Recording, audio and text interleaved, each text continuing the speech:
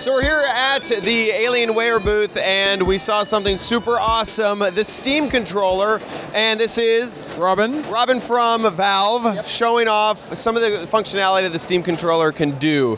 So run me through just the general hardware. What's actually, like, what buttons, what things do you have physically on the device? There's a ton of things on the device. Our core problem was, how do we build a controller that can handle all roughly 4,000 or so of Steam's games?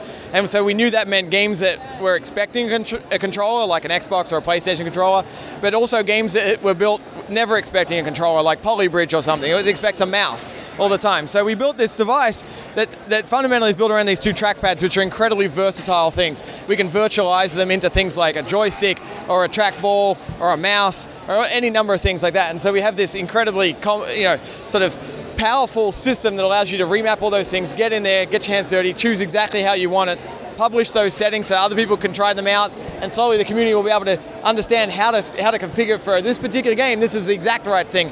And if someone who comes along later, you can just grab that recommended setting and away you go. Just like from the Steam, web page, or built into the device. Like if you look over here, when I select presets over there, I can see the recommended ones for this game, the templates that we've created. Like I want this just to work like a gamepad with a mouse or something. If the developer has created a recommended setting, it'll show up over here. If our box here had a network connection, you would see the community's templates sorted by how much people are using those and so on. We'll interpret the input correctly. So, you said you want it to be a joystick, we'll modify the input you're providing so it'll act like a joystick, but we'll also modify the haptic feedback so it then feels like a joystick to you.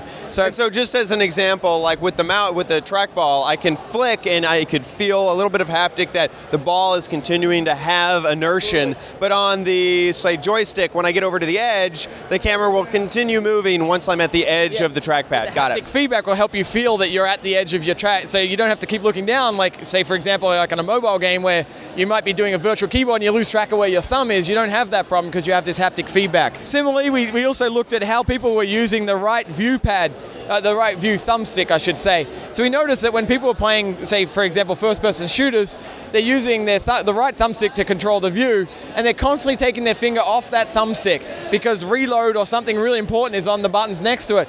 And we said, well, how do you shouldn't be taking your finger off the view control in a first-person shooter.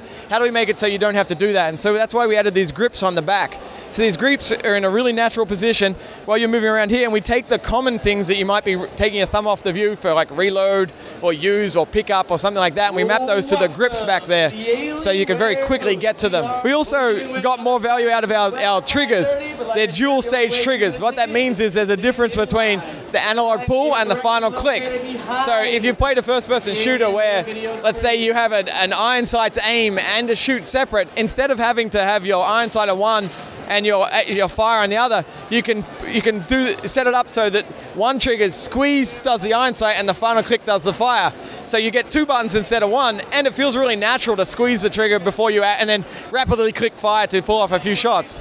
Is there any way to customize things outside of the game? Like, let's say that I'm using TeamSpeak or Mumble and I want my push-to-talk button to be on the pad. Is that a possibility? Yeah, that should work just fine, because at its core you can set up any of these things to either send some X input, like pretending to be an Xbox or a PlayStation controller or something, to be a mouse click, or to be anything on your keyboard. Right. So yeah, you can map any of those. So it could be mouse button 5, and that's what your toggle is. Yeah, that's perfect. Exactly.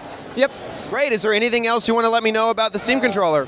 When is it available? It's available November 10th, $49.99. Pre-orders are alive right now. I think they're right now. Yeah. And available to everyone November 10th. Great. Thank you so much for your time. Thank you.